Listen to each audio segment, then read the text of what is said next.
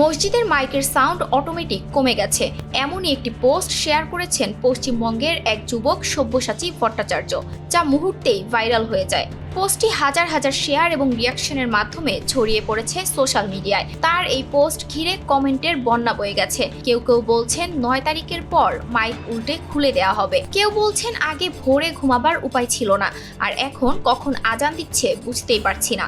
আবার কেউ বলছেন ঘর পোড়া গরু সিঁদুরে মেঘ দেখলে ভয় পায়। হিন্দুত্ববাদের চরম বিদ্বেষ ফুটে উঠেছে পুরো কমেন্ট বক্স জুড়ে।